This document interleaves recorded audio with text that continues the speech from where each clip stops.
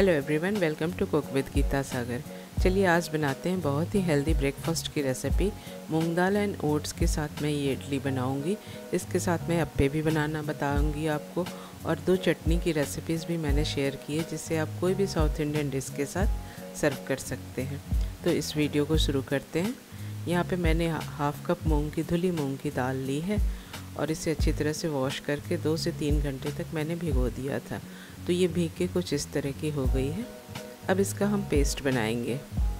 इसके लिए मैंने एक मिक्सर जार लिया है, उसमें दाल को फिर से अच्छी तरह से धो लिया है और सारा मैक्सिमम पानी जितना निकल सके निकाल के इसे पीस लेंगे। इसे पीसने में हमें ज़्यादा पानी की ज़रूरत नहीं पड़ती है। तो मैंने अपने टेस्ट के अकॉर्डिंग हरी मिर्ची डाली है 2 और 1 इंच जिंजर का टुकड़ा डाला है काट के। अब इसमें 1/4 टीस्पून हींग, 1/4 टीस्पून हल्दी और half tea spoon black pepper powder डाल के एक इसका पेस्ट बना लेंगे। ये देखिए पेस्ट हमारा बन गया। ये तुरंत पिस जाता है, इसे में ज़्यादा मुश्किल नहीं होती है इसे पीसने में।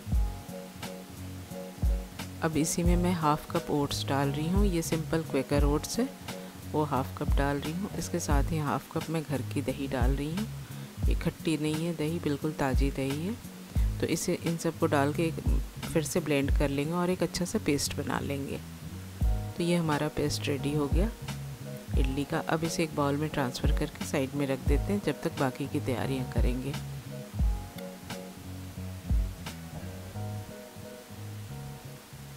तो इसमें तड़का लगाने के लिए मैं एक तड़का पैन यहाँ पे मैंने लिया है। इसमें 2 टीस्पून ऑयल डाला है मैंने और उसके बाद 1 टीस्पून उड़द दाल, 1 टीस्पून चना दाल डाला है। इसे थोड़ा सा रोस्ट होने देंगे। उसके बाद हाफ़ टी स्पून मैंने राई डाला है। ये जब क्रैकल हो जाए तो थोड़ी सी करी लीव्स मैंने डाली है। इससे टेस्ट बहुत अच्छा आता है। आप इस तड़के को अवॉइड भी कर सकते हैं। और इस इडली को और भी हेल्दी बनाने के लिए मैंने थोड़ी सी सब्जियां ली हैं।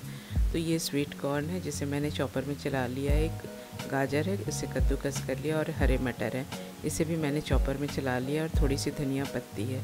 इन सबको डाल देंगे। आप कोई भी सब्ज़ी इसमें से स्किप कर सकते हो या अपनी पसंद की ऐड कर सकते हो। और ये जो तड़का हमने बनाया था वो डाल देंगे और अपने टेस्ट के अकॉर्डिंग नमक डाल देंगे। इस बीच आपने जिसमें भी इडली स्टीम करनी है वो आप रख दो गर्म होने के लिए पानी डाल के, क्योंकि एकदम बॉयल होते हुए पानी में हम इसे स्टीम करेंगे। तो ये हमारा बैटर रेडी हो गया। अभी इन इडलियों को स्टीम करने के लिए हमने तैयारी करनी है। तो आज मैं कुकर में स्टीम कर रही हूँ। तो मैंने कुकर में पानी डाल के गर्म होने रख दिया और इन इडली स्टैंड को मैं ग्रीस कर लूँगी।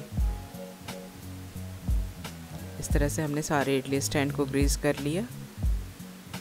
अब चलते हैं बैटर की तरफ। तो बैटर हमारा अच्छी तरह से सब्जियों के साथ वेल कंबाइंड हो चुका है। अब बिल्कुल एंड में जब हमें इडली स्टीम करनी हो तब हम इसमें फ्रूट सॉल्ट डालेंगे। तो मैंने 1 टीस्पून फ्रूट सॉल्ट डाला है, ये इनो है, और इसके साथ ही 2 टीस्पून मैंने पानी डाल दिया है। इनो की जगह आप बेकिंग सोडा भी डाल सकते हो, 1 टीस्पून ही, और इसे अच्छी तरह से मिक्स कर लेंगे। और जो हमने इडली स्टैंड ग्रीस करके रखा था ना उसमें पोर कर देंगे। कुछ इस तरह का हमारा बैटर होना चाहिए। ज़्यादा पतला नहीं करेंगे, नहीं तो इडली पकने में देर लगती है। और बैटर भी हम पूरा ऊपर तक नहीं फिल करेंगे, थोड़ा कम कम ही भरेंगे जिससे इडली को फूलने की जगह मिल सके। तो इस तरह से थोड़ा कम कम ही हम बैटर भरेंगे।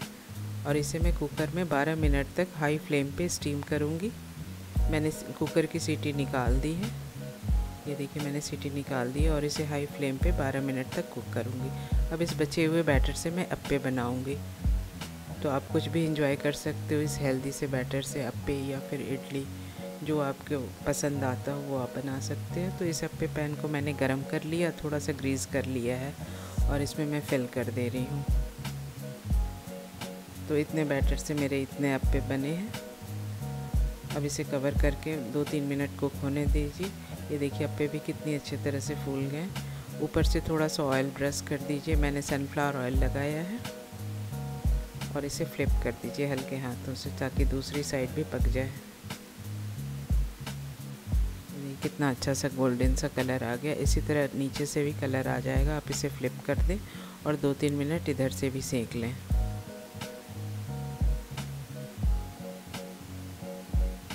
तो यहाँ देखिए हमारे ये अप्पे भी बन के तैयार हो गए हैं। अब गैस का फ्लेम मैंने ऑफ़ कर दिया अप्पे वाला। अब इडली की तरफ देखते हैं। तो यहाँ ये इडली भी हमारी स्टीम हो गई है। अब इसे मैं चेक कर लूँगी।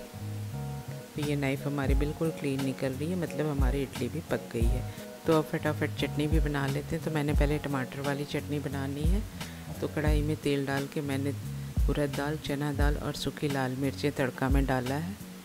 और इसके साथ ही ये जब थोड़ा सा कलर आ जाए ब्राउन सा, तो राई डाल दिया और एक मीडियम साइज़ अनियन डाला है। इसके साथ ही हींग डाल दिया मैंने और हाई फ्लेम पे इसे थोड़ा सा पकने देंगे। उसके बाद 1 इंच जिंजर है, ये मैं काट के डाल रही हूँ, और 2 रफली चॉप्ड टमाटोज़ हैं, इन्हें भी डाल के थोड़ा सा भून लेंगे। और इसके साथ में सॉल्ट डाल दे रही हूँ और गैस का फ्लेम लो कर दीजिए और इसे कवर कर दीजिए। मैं नहीं कर पाई हूँ कवर यहाँ पे, जिससे टमाटर हमारे अच्छी तरह से कुक हो जाए। थोड़े से गल जाएंगे टमाटर। ये देखिए 3 से 4 मिनट के अंदर टमाटर भी गल गए, ये सारा कुछ पक गया। अब गैस का फ्लेम बंद कर देते हैं और इसे ठंडा होने देते हैं। जब तक मैं वाइट वाली चटनी बना रही हूँ, तो मिक्सचर जार में मैंने ये कड़छी लिया। आप कोई भी कप या चम्मच ले सकते हो। उसी मेज़रमेंट से दो कड़छी भुने हुए चने डाले मैंने, 2 कड़छी भुनी हुई मूंगफली डाली है, दोनों के छिलके हटे हुए थे, और ये 2 कड़छी ही मैंने कोकोनट पाउडर डाला है। ये सारी चीज़ें हमारे घर में होती हैं, तो फटाफट चटनी भी बन जाती है। फिर अपने टेस्ट के अकॉर्डिंग आप हरी मिर्ची डाल लो। जिंजर डाला है मैंने 1 इंच, और टेस्ट के अकॉर्डिंग ही मैंने नमक डाल दिया है, और थोड़ी सी 1 टीस्पून मैंने चीनी डाली है, क्योंकि ये चटनी थोड़ी सी मीठी होती है। और इसे मैं ग्राइंड कर लूँगी। तो पानी डाल के थोड़ा सा लगेगा पानी इसमें डाल के इस तरह का फ़ाइन पेस्ट बना लीजिए। तो ये चटनी हमारी बन गई है, अभी पूरी नहीं बनी है। तो इसे मैंने एक कटोरे में ट्रांसफ़र कर लिया, और उसके बाद ये फेंटी हुई दही डाल रही हूँ। अबाउट 1/4 कप है ये दही, और इसे डाल के अच्छी तरह से मिक्स कर लेंगे। तो ये चटनी हमारी वाइट वाली तैयार हो गई। अब जो टमाटर हमने भून के रखा था ना रेड वाली चटनी का, वो भी ठंडा हो गया है, तो अब उससे भी मैं पीस लूँगी। तो इस टमाटर प्याज जो हमने भुना था उसको भी मैं मिक्सर जार में डाल दे रही हूँ, और इसे भी हम पीस लेंगे। तो ये हमारी चटनी रेड वाली भी ऑलमोस्ट तैयार होने लगी है। इसे भी मैंने एक बाउल में ट्रांसफ़र कर लिया। अब ये दोनों चटनियों के लिए मैं तड़का बनाऊँगी। तो यहाँ तड़का पैन को मैंने फिर से गर्म किया, उसमें 2 टीस्पून ऑयल डाला है और हाफ़ टी स्पून राई डाली है। राई जब तड़कने लगे तो करी लीव्स डाला है मैंने, और हींग हमने चटनी में पहले डाल दी थी, इसलिए मैंने यहाँ पे हींग नहीं डाला है। तो ये तड़का हमारा रेडी हो गया। अब दोनों चटनियों के ऊपर मैं ये तड़का डाल दे रही हूँ और इसे मिक्स कर ले रही हूँ। तो ये हमारी 2 चटनी भी तैयार हो गई। आप इसे किसी भी साउथ इंडियन इडली, डोसा या फिर जो सांभर बड़ा है उसके साथ आप सर्व कर सकते हो। तो इडली भी हमारी ये थोड़ी ठंडी हो गई है। अब इसे मैं डीमोल्ड कर ले रही हूँ। ये देखिए मैं इसका टेक्सचर आपको दिखा रही हूँ, कितने स्पॉन्जी हमारे इडली बने हैं, और टेस्ट में भी बहुत ही लाजवाब है, और हेल्दी तो है ही बहुत ज़्यादा। तो इस तरह से मैंने सारे इडलियों को डीमोल्ड कर लिया है धीरे धीरे, और इस प्लेट में मैं अरेंज करती जा रही हूँ। ये अप्पे भी हमारे बन के तैयार हो गए। इसके साथ मैंने ये 2 चटनियाँ जो हमने बनाई थी वो सर्व की है। तो फ्रेंड्स, मेरी ये रेसिपी पसंद आती तो प्लीज़ इसे लाइक कीजिए, और ऐसे ही रेसिपीज़ के लिए मेरे चैनल को सब्सक्राइब ज़रूर कीजिए। मिलती हूँ अगली रेसिपी में। Thanks for watching. Keep cooking and stay healthy. Bye bye.